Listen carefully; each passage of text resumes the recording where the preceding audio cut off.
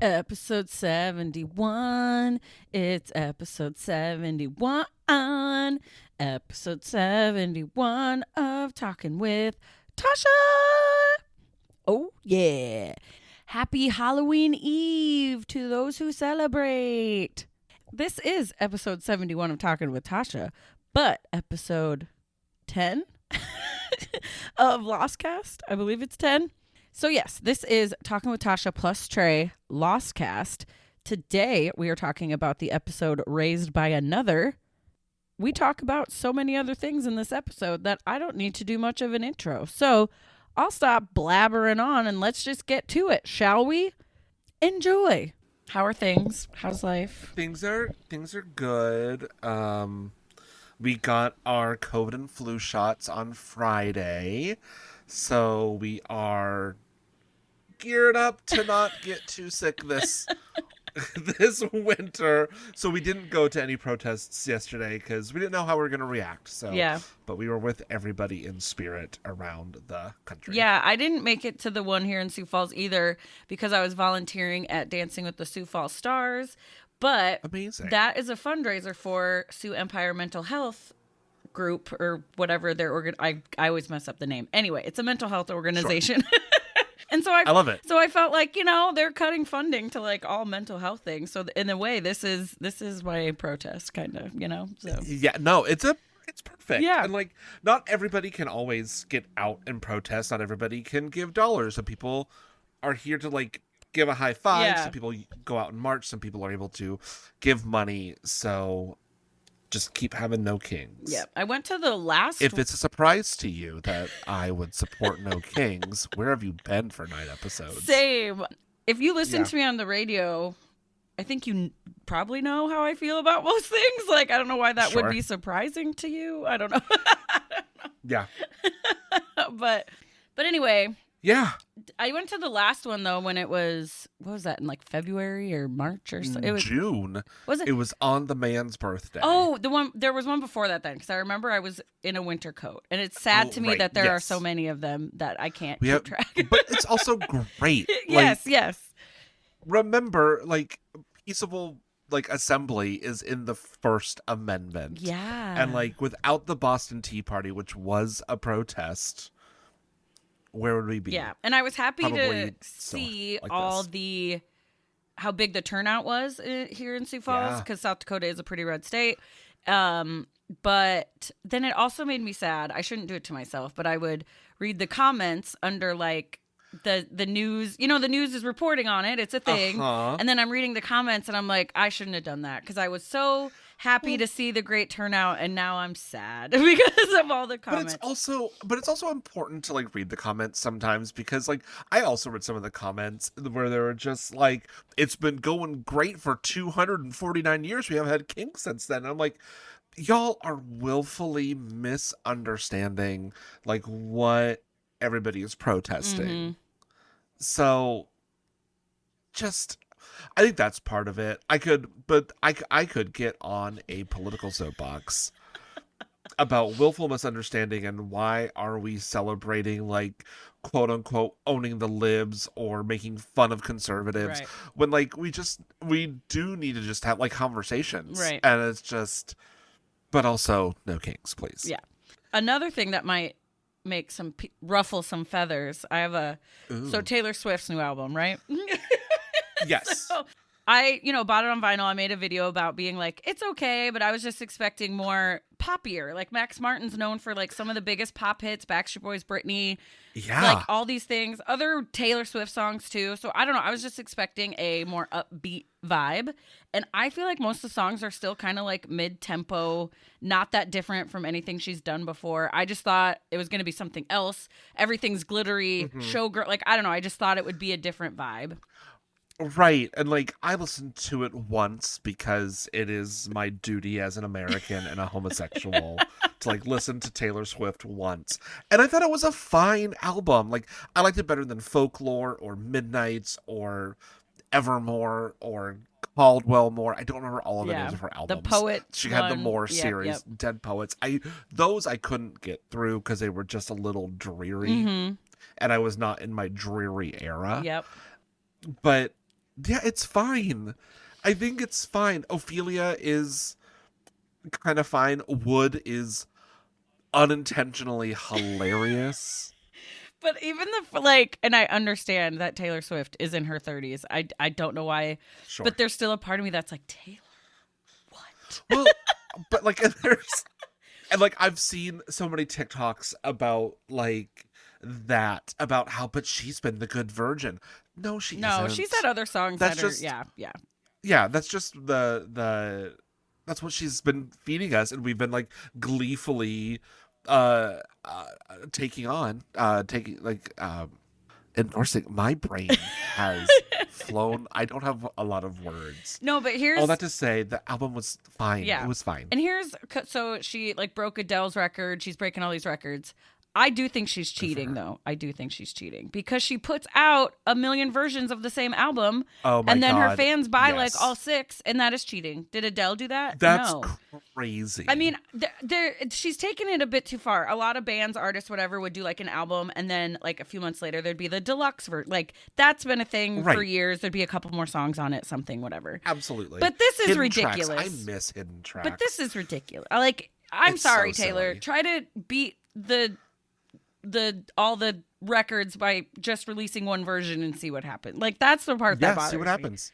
Give Anyway. us a deluxe album in a year, but she's got to be working on another new Yeah, album. yeah. But this is not a Taylor hate No, this is just. podcast. I At least mean, for me, it's just yeah. I still like everything that she kind of like. I don't know if stands for is the right Sure. word, but like trying to own your own music. I think a lot of people think, oh well, of course she can do it, but I'm like, but she paves the way so that big pop stars can also like that.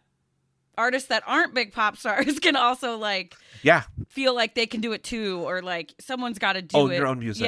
Yes. Don't give it to Scooter Braun. Yeah. Or the I think she's even, I mean her stuff is on streaming, but didn't she hold back for a long time cuz she was trying to like get Be threatened to. Yeah. I don't think it was even like a long time thing. I mean, an artist that you can't find anywhere on streaming except for I think Amazon Music is Garth Brooks. Yeah. None of his music is on streaming because he's just like the money isn't there in streaming, so why would I do it? Mhm. Also, I'm not putting out new records. Everybody already bought all of my music. Yeah. I'm fine. Garth Brooks, I love that. I do like him a lot as well. But I think and I love that she makes straight white middle-aged men really mad at football games. Like I love that for her. Oh, but also there's a friend of mine who shall remain nameless, but he hates Taylor Swift. My husband just texted me to let me know that my brain is not working properly because of the flu and the COVID Yeah, shot. probably. They're messing with my brain. It's the microchips in both of our brains. Also, don't take any Tylenol if your arm is sore cuz, you know, We're in a leave household. I'm just more of an ibuprofen. He's like 2 rooms Yeah. away and down the hall. It's beautiful Yeah. that like my voice carries that far. I'm more of an ibuprofen girl myself, but you know. The other thing I had for little notes to talk about because I haven't seen you in a while, Sure. Project Runway. I was happy VJ won because I basically was- just anyone but Jesus. But I was pleased that VJ won. Yeah. All of their collections were a little lackluster, yeah. But I also think Yeah. again we went from giving them like 3 months to make a full collection to like you get 3 days, have fun. I will beat that drum of not everything needs to be a 1-day challenge. And I do miss the go home for 3 months with $10,000 and make 10 looks rather than the bullshit that they're pulling now on Freeform, and they were pulling like a couple of seasons ago Yeah. too. So Yeah, I mean, I was happy that Heidi was back, but it's definitely not the show we all kind of grew up with. yeah. And So You Think You Can Dance, I was not shocked it didn't come back because last season made everyone so it was mad. awful. It But- was so bad. I was like, if I had anything to contribute, we're watching every movie in the Halloween franchise right now. I've seen your stories, and it's been Yeah. a long time since I've seen any of those, but I had only ever seen the original Jamie Lee Curtis 1978, which is great. Like the first time I watched it, I was maybe a little too young. I'm like, I'm watching this out of duty, and I was so bored by it. But like this time, I'm like, oh no, the lingering shots of like watching Laurie Strode walk away that felt a little too long are perfect, because like it's giving you that like, oh, why am I being such a creep right now? Because Michael Myers is a creep. It's such that first one is so good, and then H2O is very good. And that's the Josh Hartnett one, right? And yeah, the Josh Hartnett, Michelle Williams, the Jumanji kid. Which Jumanji kid? Like the brother? No, the Alan, like little Alan, the kid that becomes Robin Williams. I forgot about that.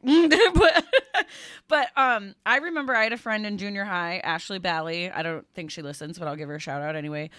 She was really into horror movies, so by default, I kind of started getting into them too because she was my friend. So we started watching the Halloweens, and I think we got I don't even remember what number it was, but it's one where I just started. Even in like 8th grade, I was like, this is getting ridiculous. But it was the 4th or 5th one, I think.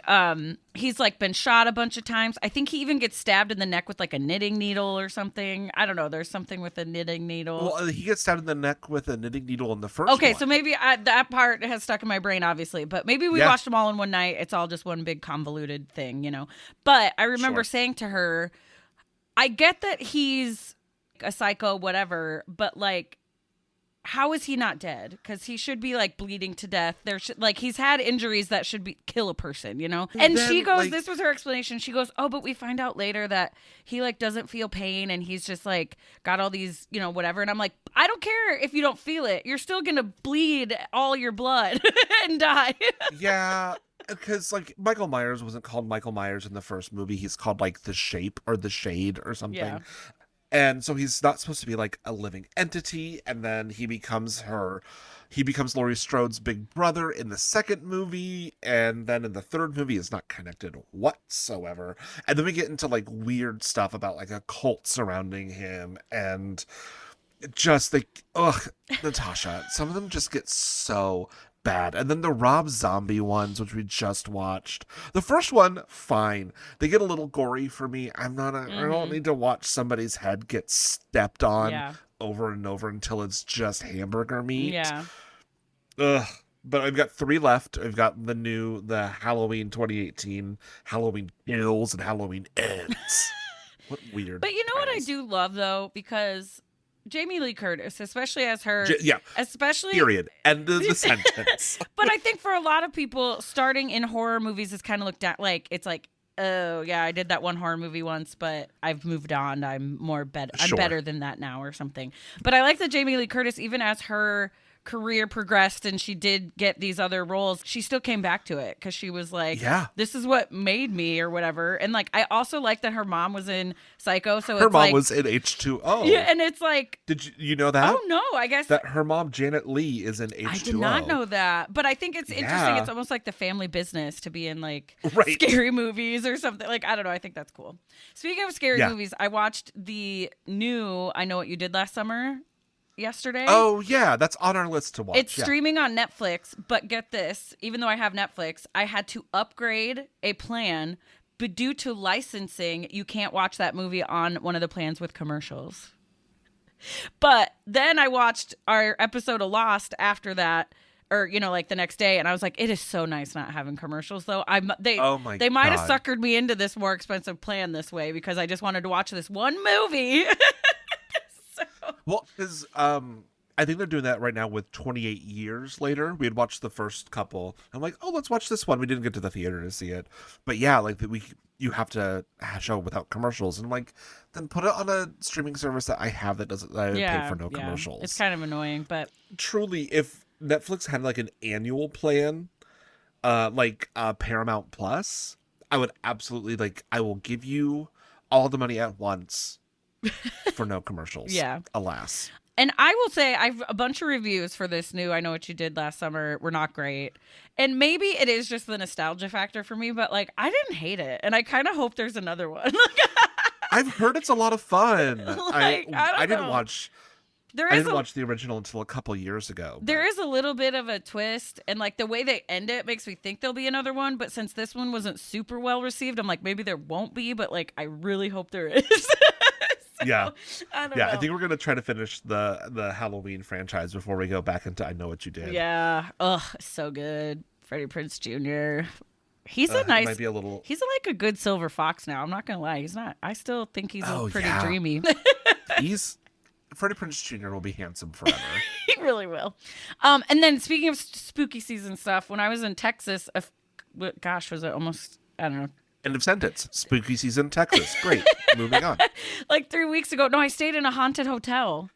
And oh, right. Yeah. I think I did know this. Yeah. Yeah. And nothing really weird happened that I witnessed, but it was just kind of cool. This hotel, it's called the Gunter Hotel. It had just been remodeled. We were kind of like the guinea pig trade show kind of event because they'd only been open like a week or something. And yeah. And since the remodel, I should say, like reopened for a week. Sure. I got you. And they I thought the service was great. Everybody was great. They had a vinyl library in the lobby, and then there were record players in every room. But the reason they do that is because, do you know who Robert Johnson is, the blues musician? Okay, no, I didn't really either. But he recorded an album there, and then like a year later, he gets super famous, and then he dies mysteriously like shortly after that. Like, and I'm probably I'm paraphrasing the story. There's probably way more to it, but the legend has it that he sold his soul to the devil to get famous because he was a mediocre musician, and so everyone's like, how did he get famous? But then when he died, kind of mysteriously too, he didn't die in this hotel, but he recorded an album there. So in every hotel room with the record player is that album, and then you can get other ones from the lobby. Oh, fun. But so it is interesting. And that Robert Johnson story, there are a couple movies kind of made about the folklore and stuff. It reminded me a little bit of, not totally, but in Sinners. Have you seen Sinners, that new one? Yes. Okay. Loved There's, it. you know, the story, like their cousin plays guitar and that, like, I felt like that was a little bit borrowed from, maybe a smidge after hearing this story. Sure. But I don't know. It was cool to stay. But then there was also allegedly a woman was murdered in this hotel and it was never solved. So that was also like part of the, you know, the lore of the place. But yeah, it was a really cool hotel, and not even everything was open yet. Like they were still working. They're gonna have a speakeasy, and like, so I kind of hope I get to go back in like a year and see what it's like. But fun. And I just looked it up. Robert Johnson is a member of the 27 Club. Oh, I guess I didn't realize he died at 27. But and like as soon as you said all of those little things, I'm like, oh, I wonder. And yeah, he's a member of the 27 Club. Interesting. But anyway, that's my little. And San Antonio is one of those cities similar to like when I was in New Orleans. I don't know that I totally believe in paranormal stuff, but it just had a vibe where you're like, a lot of shit has happened here. It probably is haunted. You know what I mean? Like with the Alamo, San Antonio's cute, and all the just military stuff and battles, and like, you know, there's some pissed off dead stuff. You know what I mean? Like, yes, yeah. I just think it had a spooky vibe, but also I was like, oh, this is cute. Yeah. I mean, speaking of pissed off dead things, should we talk about this episode? Yeah, let's do that. Although nobody's pissed off or dead in this episode, it just felt like a good transition. Yeah. Okay, and this is, All I'm right. just going to sit back. Well, not really, but I will obviously give my 2 cents, but you're leading the way this time. You know what? Give me a full nickel. Go for it. All right. Here we go. Lost, season 1, episode 10, Raised by Another. So we start out with an extreme close-up of Claire in the caves, being woken up by a baby crying, but also maybe it's a bird. Like, you know how like some animals when they're screaming sound like a child. Yep. So baby's crying, and guess what? Claire's not pregnant anymore. She leaves the cave to investigate these noises, and she finds Locke at a desk in the jungle with a lamp looking at tarot cards. And oh no, he's got one black eye and one white eye. And he basically says that everyone is paying the price because she gave her baby away, we presume. And then she finds a crib with a mobile of the Oceanic Air airplanes. And she digs through the blankets and finds some sort of glue, probably supposed to be blood. And she just starts screaming what I can only describe as horror movie screaming. It's perfect. She should be a scream queen for sure. She really should be. And I didn't know this until we were watching a couple of like YouTube videos and whatnot. She was in the Carrie remake. Oh. Emily DeRaven was in the Carrie remake as Chris, one of the bullies. So I bet she's got some good screams in that movie. I ain't going to watch it because I heard that it's terrible, but hey. Real quick, speaking of bullies, it also reminded me of, you remember The Craft from the 90s? Loved that movie. Yes. I finally got to watch, they made a sequel to that a couple years ago, and it's streaming now on Peacock or something. I don't remember which one. Sure. And it was all right. Yeah. Still not as good as the OG, but I had to give it a look-see, you know? Is Farouja Balk in it, at least? A little bit. Maybe a little bit. Oh, we can't talk about it. It's kind of, spoiler alert, so she's at the end. It's like, eek.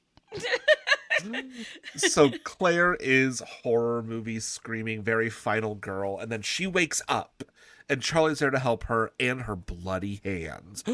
Whoa. Yeah. Well, and when we first see her eyeballs open, and then it kind of pans out, and again, even though I've seen this before, I kind of forgot this whole episode a little bit. There's a lot I forgot from this episode. And I was like, wait, is she not pregnant? Wait, where's the baby? Like, I believed for a second, like, I kind of forgot it was, until we saw Locke, I was like, oh, it's a dream. I kind of thought something was actually happening for a second. Oh, yeah. No, when I saw that she wasn't pregnant, I'm like, oh, right. It's a dream sequence. We'll get to it later, but I kind of thought maybe they flash back and stuff because we, like, of what we find out later. I thought maybe something already, like, anyway, I kind of forgot. But anyway, go on. So we get back to the show. Jack is bandaging her hands and is talking about nightmares. Last night, Claire had dug her fingernails into her palms so hard that she cut her palms open and was sleepwalking. And then Jack says that he used to talk in his sleep and his girlfriend broke up with him afterwards. I'm a sleep talker. I don't think I have ever said something outrageous enough to... Oh, Nick wants me to remind everybody that I do monologue in Shakespeare when I sleep. In your sleep? Which is not the first time I've been told this by somebody who has slept next to me. Okay, going back to Shakespeare real quick. I do like that the fate of Ophelia is hopefully making the younger generation be like, oh, who's Ophelia? What's this reference? Like, maybe maybe they're learning talk something. About Hamlet and Ophelia. Yeah. Maybe. What is the fate of Ophelia? Oh, she killed herself because of a stupid man? Don't do that. Right. That's a whole other podcast. That is very simplified. Obviously, that was very simplified.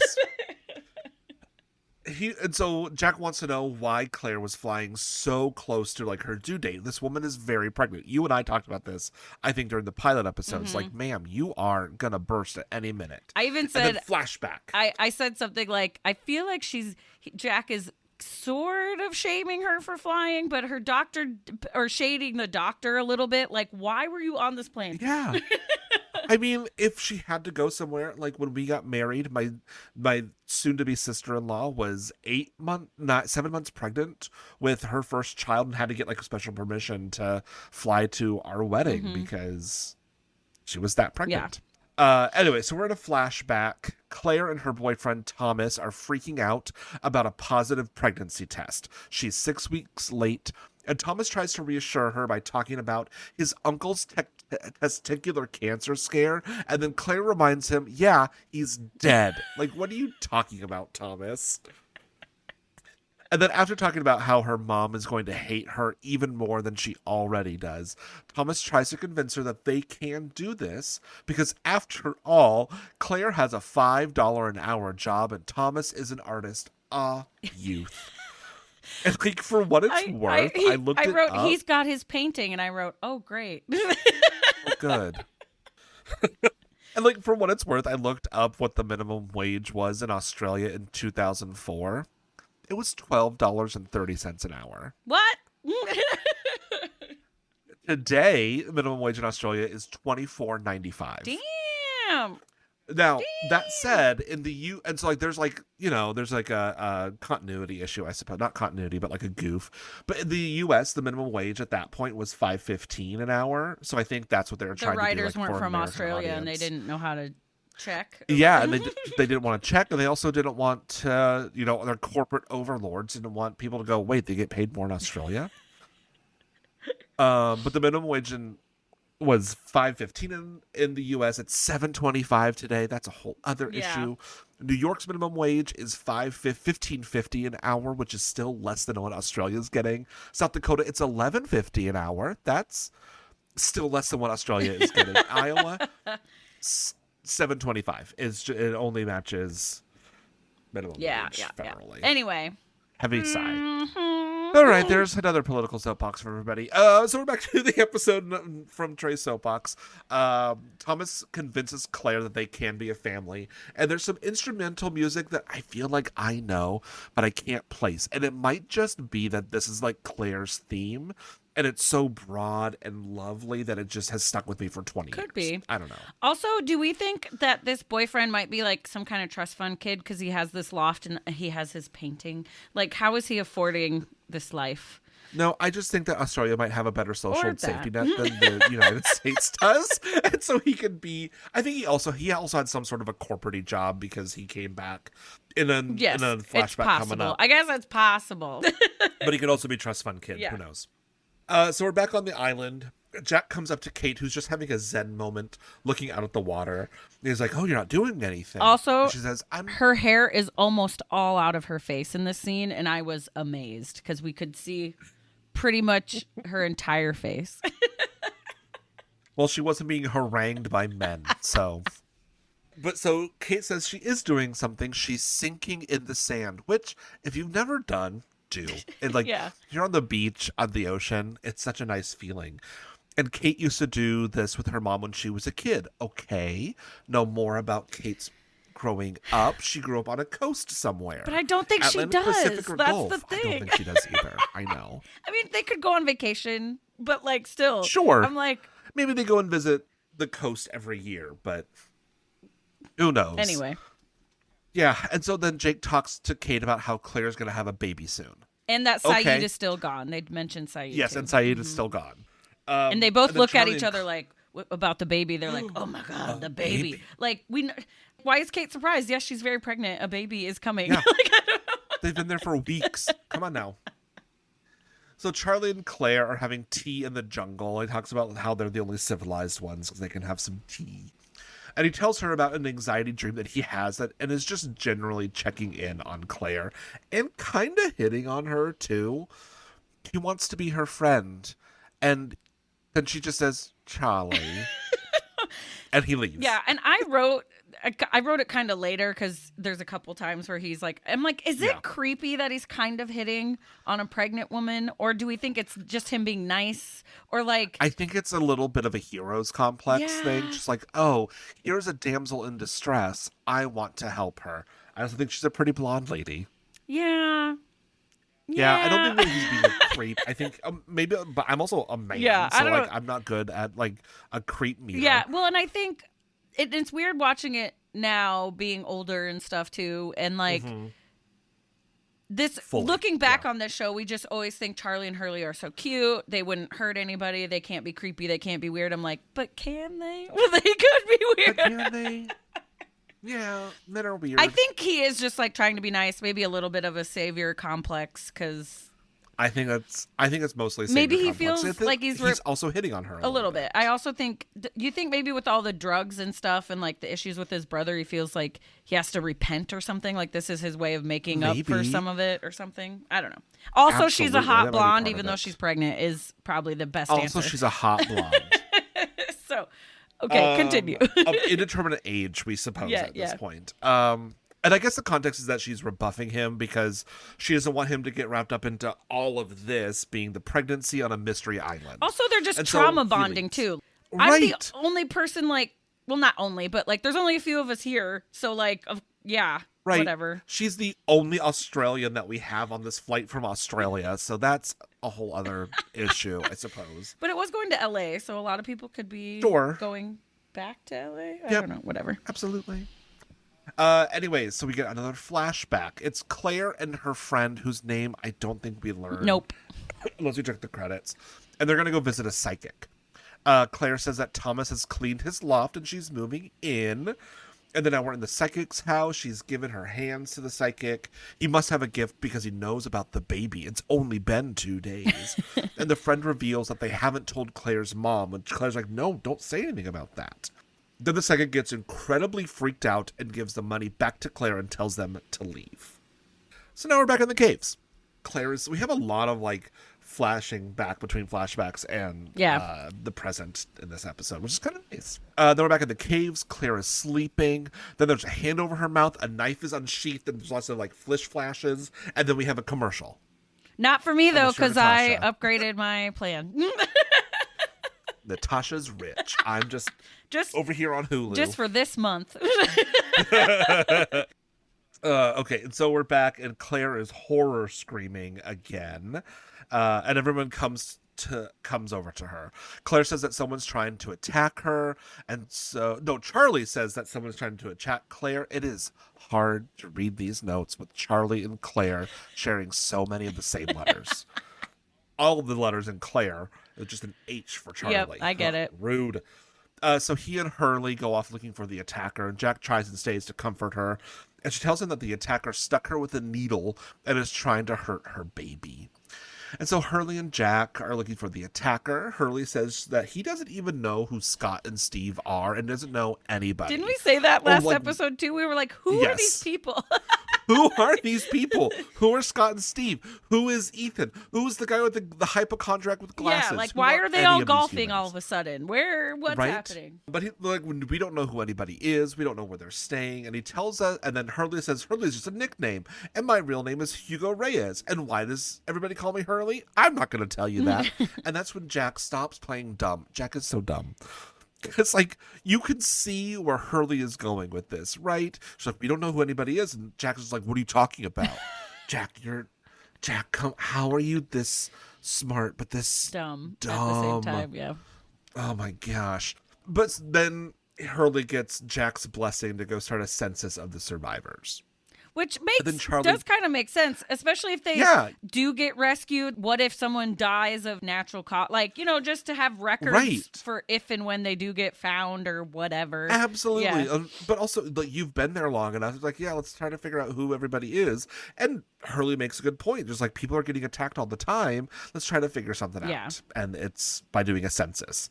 So Charlie brings Clara blanket, and he tells her that he's not going to leave her. And then we have a flashback.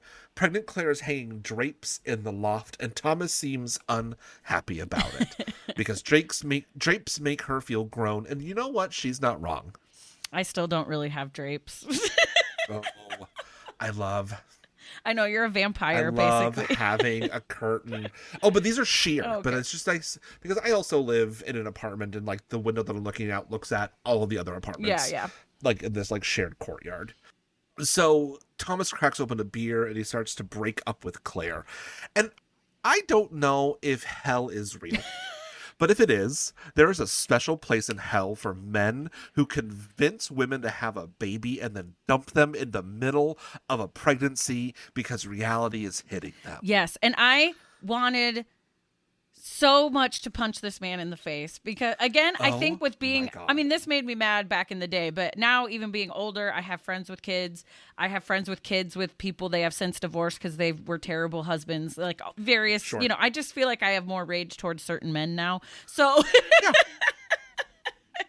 and the fact that he's like, but what about my life? I didn't choose this, blah, blah. I'm like, she didn't want to even do this. Like, you wanted to, like, probably have an abortion. Yeah, and at this point, technically she maybe could, but like not really. At this point, her choice is gone. I don't know what abortion laws are in Australia, especially in the early on. Yeah, this is what drives me crazy in general about men in the reproduction process is they feel like they do have the choice to walk away, whereas most women do not. At least through the birth, they have to be there.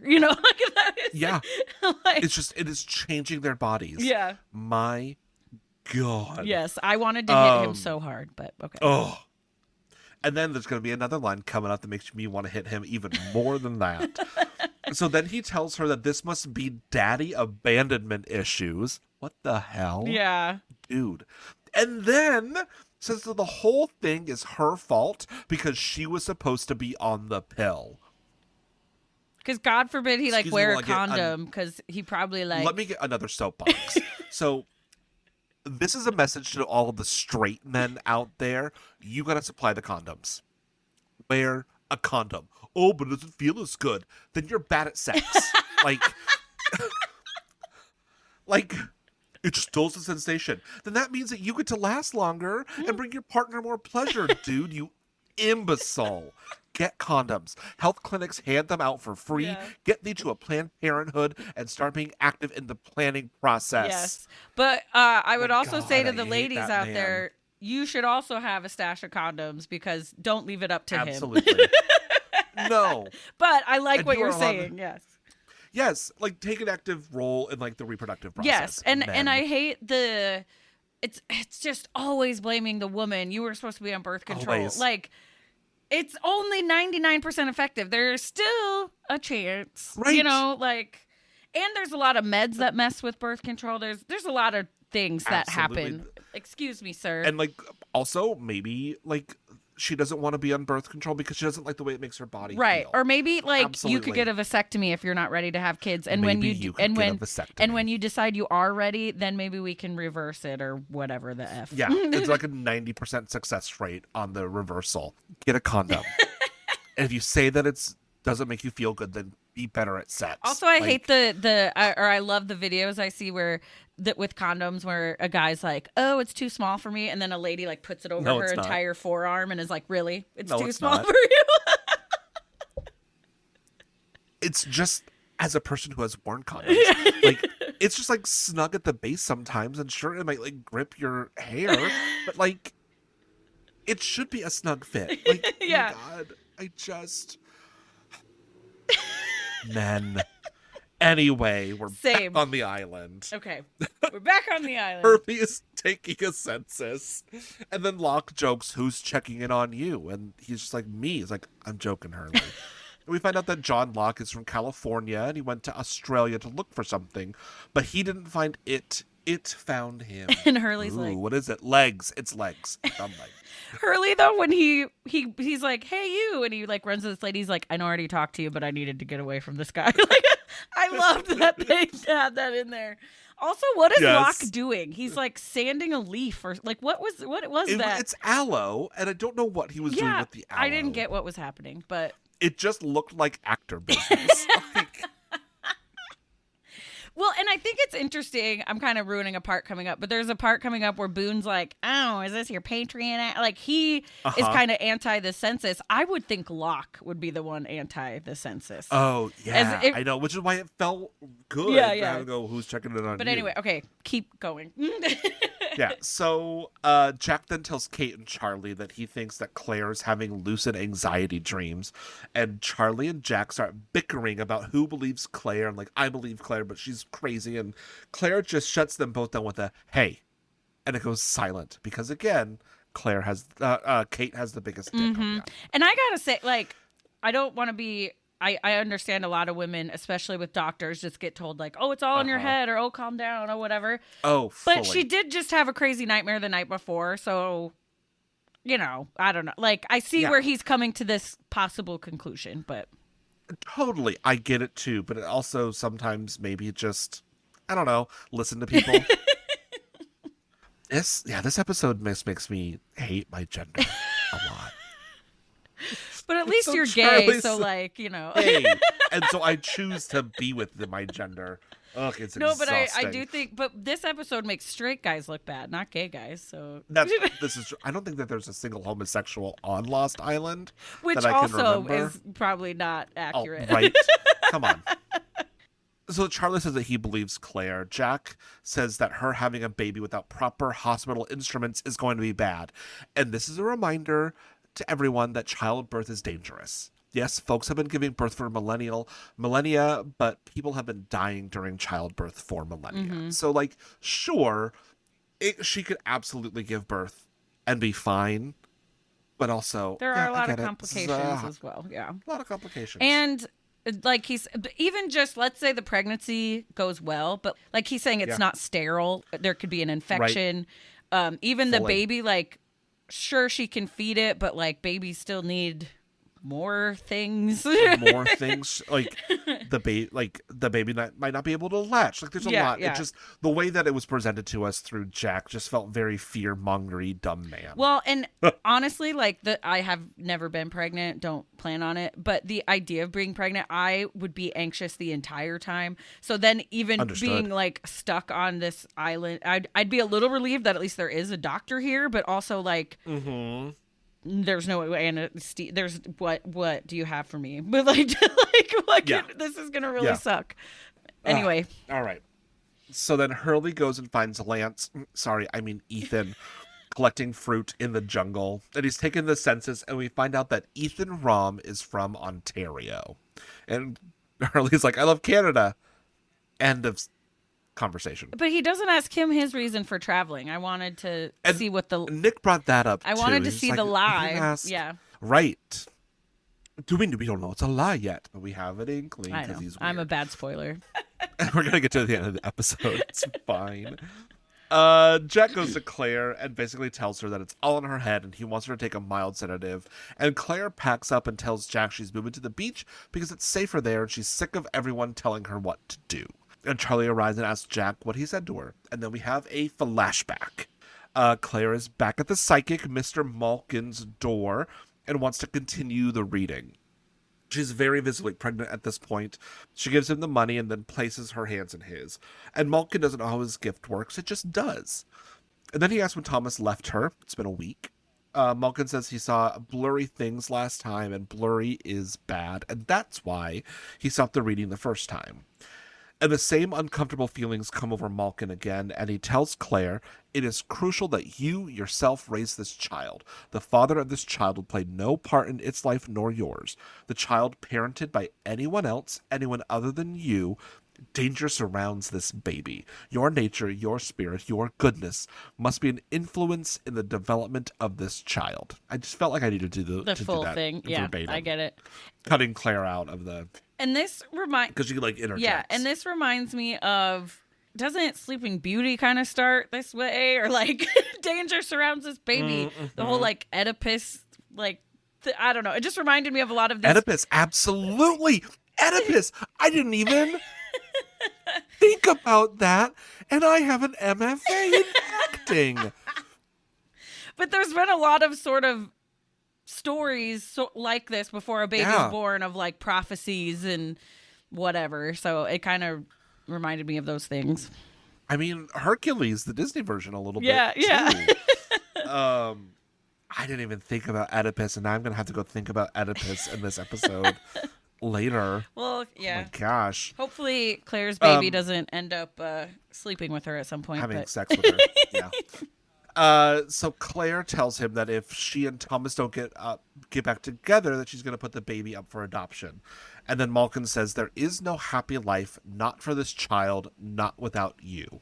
There can't be another. You mustn't allow another to raise this baby." And Claire gets upset, rightly, right, and leaves in a hurry while Malkin like yells at her.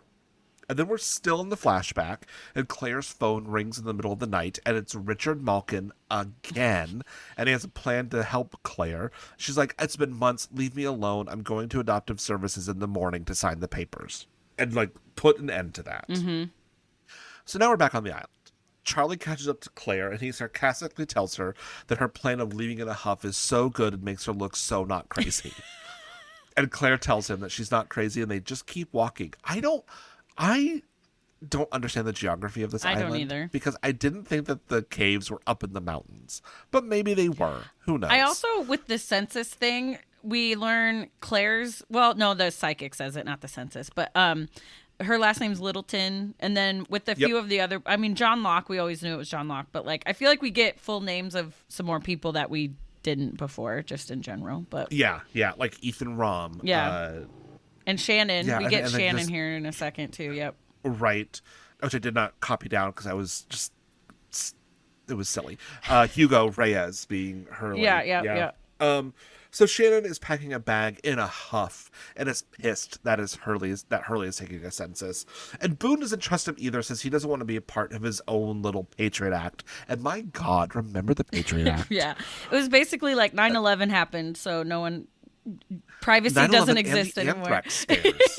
Yeah. And the anthrax scares, too. Because, like, I looked it up a little bit because, 9/11 happened on 9/11. The Patriot Act passed into law on, like, October 24th. It was fast that we allowed the government to tap our phones. And that's why I think it's interesting that we say, like, women shouldn't be in positions of power because they're too emotional. And yet that decision was 100% made on emotion because it was, you know what I mean? Like, right. Fully. Yes. Anyway. But yeah, like, the Patriot Act was hashtag not great as we look back on it 20. Isn't a lot of it still held up? Like, it's still a thing, I think. I think so, yeah. Because, yeah, it also allowed for the, like, indefinite detention of non-citizens that the government thinks could be a terrorist. Woof. Guantanamo Bay. Anyways, Boone doesn't like the Patriot Act, and Shannon dismissively calls him a liberal. Because, of course, a 20-year-old blonde Shannon is a conservative in 2004. She's a young Republican, I'm sure. She is. Well, I think she's on the group text. Well, and I'm sure it's like... we get the idea that they're from a rich family. So, I mean, not to be stereotypical, but a lot of rich people are usually Republican, conservative, whatever. But they just like the fiscal part of it. They don't want you to, they don't want to get taxed, and they want to keep all their money and stuff. So, sure. Fine. Different podcast. Who knew Lost was so political? It's honestly, again, soapbox. All art is political. We shouldn't be surprised, and yet. But it makes sense. They're trying to like build a society, so all these issues are gonna come up when you're building a society, basically. You know, right? And you've got disparate people from all over the world, and you've got to like try to contend with that. Yeah. So, back to Lost. Hurley tells them that Claire got attacked last night, and Shannon says that she is not moving to the rape caves and drops her bag. Ooh. And then Boone tells Hurley that there's a roster and Sawyer has it. So then Hurley approaches Sawyer in his cabana with his cute little sunglasses. I wrote he's wearing the cutest little girl sunglasses. They're so good. And he wants the flight manifest. And Hurley convinces Sawyer to give him the manifest and just be a good guy. For once. And Sawyer calls him Stay Puff and gives him the manifest. He's like, for once in your life, can you just be nice? Right. Also, there's a plane in the background of this shot. Is there? I didn't even notice. Yeah. It's just like a little light plane, like a little, like, 4-person plane. And I'm sure that in 2004, no one saw it. And, like, it could be seen as, like, a bird gliding over his head. Yeah, I just wanted to point that out, that there was a plane. Yeah, that's wild. Because obviously, if it was supposed to be there, like, in the script, they would be like, I don't think they'd be it like, was. But yeah, right. We know they filmed in Hawaii, and I'm sure planes go by sometimes. Yep. But yeah, okay, interesting. I didn't even notice. Anyway. Yeah. Well, and that's part of it too. Just, didn't notice. I only caught it on the second watch. Mm-hmm. So now we're back to Charlie and Claire taking the longest walk between the caves and the beach. And he wants to be any of help to her because he likes her. And Claire says that she doesn't need to be rescued. And then some labor pains start. And Charlie is freaked out about these contractions, and he wants to stay and help because if you can take drugs, you can deliver a baby. That's sort of his weird rationale. Like, it's the perfect logic. He's like, and Claire's like, the fuck? Yeah, he's like, I think in his mind, it's like, I did a hard thing, so I can help you with this hard thing. But like, they're not equivalent. Yes, no. And so she sends him off to go and find Jack. And then we've got a flashback. And Claire is meeting with a lawyer and Arlene and Joseph Stewart about adopting the baby. They're going to put her up in an apartment in Melbourne and give her money. Great. And like an extra $20,000 once the baby is had. And also, if you are going to be providing a child, pay that woman for her body. I in this scene, especially just like, and I don't totally know how adoption proceedings work, but in this scene, I just really felt like they're just like buying a baby, which I mean, I know, yes, like, especially when you're a surrogate, you get paid, all these sort of things. But like, I don't know, just, it felt weird. But It was odd. I think it was also like for TV because I'm sure that it's a much longer process because this didn't look like the process was like, hey, I'm pregnant, here's my baby. I'm like, great, send us some papers. We've got so many sad couples in the back waiting for you. yeah, it was just kind of weird, but yeah. But like Arlene did feel a little over eager to me too, just like the intent, like I need to be a mother because women on this show are reduced to like three things, and it's mother, whore, and Madonna essentially. I mean, I'm all three, so just kidding. And honestly, me too. I did think it was cute though when Claire was like, "Do you know Catch a Falling Star? Will you sing it to the baby sometimes?" Like I put it in your pocket. And that song reminds me of Love Actually because for some reason they sing it at the program when they're around the manger. I don't know. Anyway. Oh, that movie is so silly. And I love it. Anyway. So Claire goes to sign the documents, but the pen isn't working. So the lawyer gives her another pen, and that also doesn't work. And then Arlene gives her a pen, and Claire takes it as a sign that maybe she shouldn't be doing this. And she leaves the office and she goes to Richard Malkin, the psychic's house. And then we're back on the island. Charlie runs into Ethan. He doesn't know Ethan's name and sends him off to go get Jack so he can go back to Claire. And he's just there for her. And Claire says that someone was wrong about where she was supposed to be. And then we have a flashback. It's very fast at the here. Malkin is trying to convince Claire that a couple in Los Angeles will be good for her baby. He used his psychic powers and $12,000 to convince her that this is the right decision. And then we're back on the island. And Claire and Charlie are talking about the psychic, and Charlie posits that Malkin knew that this plane was going to crash, and that's why he changed his tune about who could raise the baby. He was trying to kill both Claire and the child. And then flashback, Malkin hands Claire the plane ticket for Oceanic Flight 815 and tells her that it has to be this flight. But I don't think he knew. I don't think he was trying to kill them. I think if we believe like he knew, I think he knew she'd survive, but she'd have to be the one to raise the baby.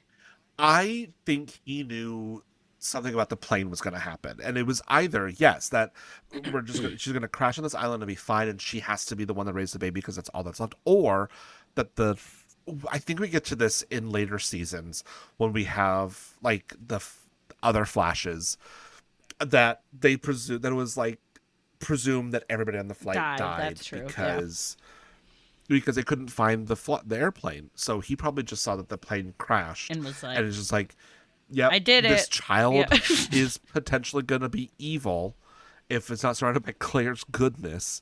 So let's just kill them both. So now we're back on the island, and Claire is now convinced that there was no couple and that Malkin knew the plane was going to crash. And then Saeed is limping through the jungle.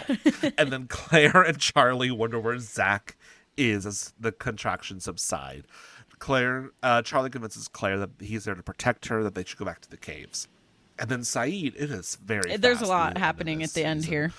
Saeed then returns to the caves and finds Jack and Kate and Locke, and he tells them that he found the French lady from the recordings and says, "We're not alone." And then Charlie and Claire feel her belly because the baby is moving. And then Hurley is in the caves and has the manifest and takes the longest time and the longest verbal route to tell Jack that one person's name doesn't appear on the manifest. It's just like there's someone's name is not on there. Like it's not matching up. It's not matching up. And then we go to Claire and Charlie, and they're met by Ethan, who just stares at them, and it's the end of the episode. Bong. Wow. But it is. And so yeah, like Ethan, that actor, whoever plays, I don't know his real name. Creepiest face I've ever seen. Like I cannot see this man. Oh. He could play like the jolliest little elf in something, and I'd be like, he's creepy. Get him out of here. Like I. William Mapother. Oh, see? Yeah, no, he's creepy. Just creepy. He's got an interesting face. I remember like who Ethan was when he came on to that, because Ethan is just one of those characters from Lost that you just don't forget. Mm-hmm. Because like I fully forgot about the psychic and Thomas and like Claire's mom apparently has a whole storyline too. coming up in the seasons. I completely forgot all about that. But Ethan, I remember. Yeah. I remember him. I Ethan think he's stole also the there show for a from long this time. episode. Sorry, Claire. We don't. Oh yeah, because I remember like when I watched this through the first time, the gasp I gasped when it was just like one person's not there, and then it's just Ethan in the forest, just like Ethan. Yeah. Because, I mean, now looking back too, it's like, sure, Ethan kind of popped up out of nowhere, but also like a couple people that were in the first couple episodes we haven't seen. Like Rose, we haven't seen in a while. So We haven't And seen we also Rose. just know- We didn't see Sen or Jin this. Yeah. I think they were like in like the Background one of or the something. shots, but But or, yeah, like like- Michael too. and we just kind of know how TV works, where like Yeah, these people just couldn't be there that day or something. I don't know. Like, right. so yeah. But like it would have been a great moment to. But like if they were making the show today, it would have been a great moment to like have Scott and Steve have a moment as well. Have the Asian woman that Hurley talks to is like, I gotta get away from this guy. Yeah. Have she Have had, more like, a red moment as herrings well. or something. Yeah. Yeah. You're should have had us in that writer's room, I tell you. Back when we were 1 years old. So my main questions, obviously, who is Ethan? Like, where did he come from? Now I really want to know how Hurley got the nickname Hurley, since he said, "Will I tell you?" Right. He's like, I'm no. sure that I don't remember if they tell us or not. I don't remember either. And then because I'm just always a little iffy about psychics, like, did he know exactly what was going to happen, or was there a couple? But he did change his tune very quickly about, oh, but this couple will be okay, or you know what I mean? But and I also, because I kind of didn't remember that plot line, I thought, like, is the couple somebody we know? Was it like Sun and Jin or something? Or like, I don't know. You know what I mean? Just Right. like, I had a weird moment where did I just totally forget? Do we find out later that there were people, or I don't know, but. I don't remember. And that's kind of great because I haven't, like we've said 1,000 times, I haven't watched the show in 20 years. So I don't remember all of like the little things. I remember certain characters that we're going to get in the coming seasons. I don't remember all the ins and outs though. Yeah, same. Did you have any other questions besides? There really weren't any other questions besides like, who is Ethan and where did he come from? And like, yeah, like what was the motivation of the psychic? Mm-hmm. Also, okay, I don't mean to be totally sexist, but the fact that the psychic totally. was a man, I was already like, I don't trust him. Subvert your expectations by having it be a man. I don't know. I just think women's intuition Sure. is, I believe that more than like men sometimes. Yeah. Or just, Yeah. and maybe it is social media, or not social media, but just the media in general. I feel like we get fed more like female psychic types than we do males. Yes. So I don't know. Yeah. Or like if we do get male psychics, they're usually gay. Or they're shisty, like, you know. So Yeah, like Jonathan Edwards. Oh. Do you remember that guy? kinda, yeah. Not the what was the guy that ran for president?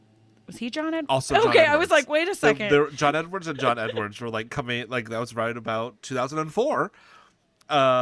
When John Edwards, the psychic, and John Edwards, the South Carolina senator, Something were like running, that. and then Yeah.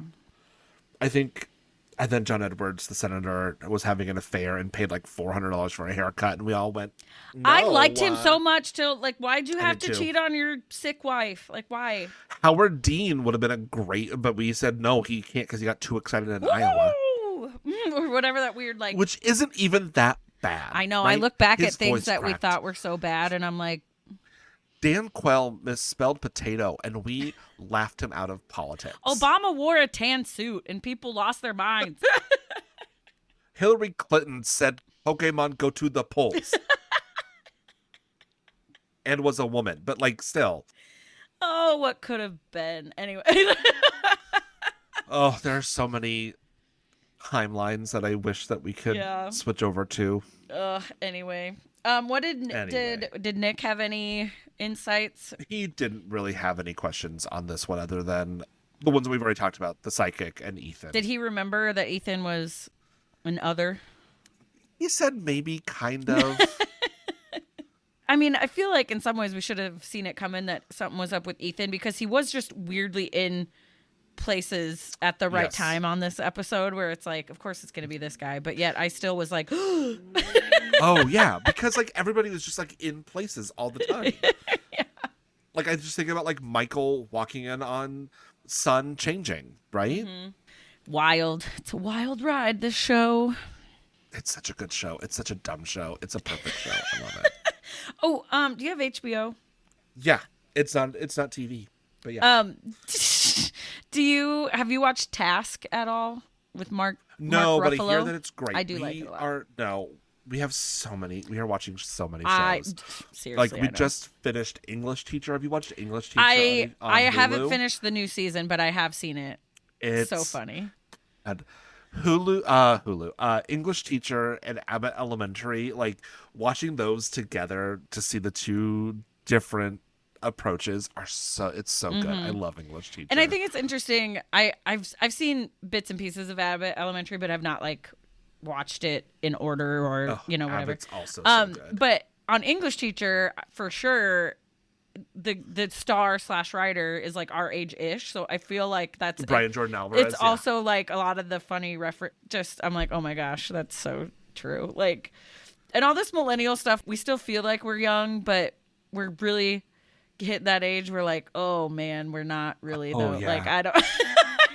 But I saw some video the other day, and it was so true because like I'll be 40 in February, and I know I'm technically an adult, but there have literally in the last year or two been situations where someone at work or somewhere would be like, okay, you'll be in charge of that. Or like, even at my part-time job, it was storming one night and they were like, you remember what to do if there's a storm, right? Like where the key is to go to the underground or whatever. And I was like, wait, I'm the one in charge? Like, shouldn't an adult be in charge? What do you mean? Right. And Nick and I were talking about this too. It's just like, because I'm going to be 40 in a couple years. He is older than that. And so it's like, it feels so different because, and there's treatises about how 40 in the 90s is different than 40 in the 2020s. Mm-hmm. But I just think and again, I guess I'm, obviously I wasn't in my parents' head when they turned 40, but I feel like they didn't,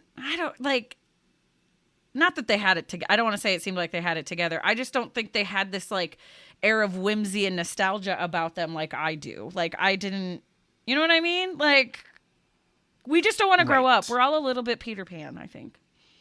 Yeah. And like, again, like this could be this is a totally different episode about how like the benchmarks that we were told to hit just have not hit a us thing, yeah.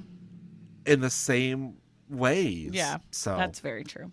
So you said real quick, it's soup season. You said you made chili yesterday. Yeah, made a good chili yesterday because, like I said, we got our COVID and flu shots on Friday, and so it's like usually we didn't know what we were gonna do, so we're just having like comfort food at home. I've got some butternut squash and cauliflower that's gonna be into, oh my gosh, like roasted butternut squash with tomato and onion. Such a good soup. Maybe we are old because here we are talking about soup, but sure, I'm not mad at it. Me either. I'm trying a new soup today. It's what is it? Like stuffed peppers, but like a soup version. So it should be good. It's a new recipe.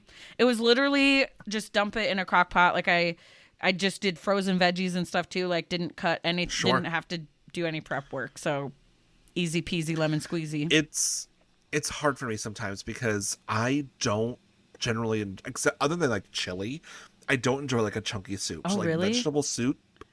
I like a chunky. I like it. It depends on what the chunks are, right? So like vegetable soup, hate it. I hate it so much. But if it was like a vegetable soup that's been like blended, great, perfect. Do you like stew, like potatoes? Like, can they be chunky in a soup? That's fine. Okay. But I'm talking like peas, like green peas. The way your face was like peas. I like peas. Peas are great, but like when they're just in the soup, it's just like, ooh, they got soggy. It's when the vegetable gets like soggy. That's why I don't like some noodle soups are just like, ooh, but this is no. Do you think now I feel like but not ramen. Ramen is different. I feel like people are gonna get mad because I technically sort of classified chili as a soup. Do you think chili is a soup or is it like its own category because it's like thicker than a soup? I think it's like, well, you don't, at least in my chili, I don't use like a thickening agent like you would for like a stew. There's not like a roux or anything that goes with it. Oh, that's a good question. I think chili. Some people kind of debating I think it's like chili chili, stew, and soup. Those are 3 different categories. I kind of agree because stew, I think It's broadly. is a hot dog a sandwich? Yes, you can broadly classify them all as soups because it is eaten like in a bowl with a spoon. Right. But I do think stew, like you were saying, soups don't have to be chunky, whereas I feel like a stew Nope. and a chili has stuff in it and it is chunky. Yeah. I could not imagine like having like the chili like that I make, which has like turkey and peppers and lots of beans. Yeah. Like I could not imagine blending Yeah, that. no. Who am I, Jordan from Love Is Blind this season? Oh. And then like but like tomato soup, some people sometimes will leave like a tomato chunk here or there, but for the most part, and that's fine. Is yeah, just liquid. Yeah. Right, We're getting but, like, real deep here with soup, man. Oh my gosh, we could do soup talk next week. Soups are great. Gosh. Okay. Well, and they're also magic, right? Yeah. It's really just like roast vegetables and then put it with broth. Yeah, it's amazing, and it makes us feel all warm also, inside. a hot dog is not a sandwich; it's a taco. Just gonna say that. I just don't. I think hot dogs are gross, so I don't care what they are. But I mean, they're also gross, but they're not sandwiches; they're tacos. Okay, I think is that it? Are we good? I think we did it all. I think that's it. What was the thing you said last time to have at the end? Just like get lost? Is that what you said?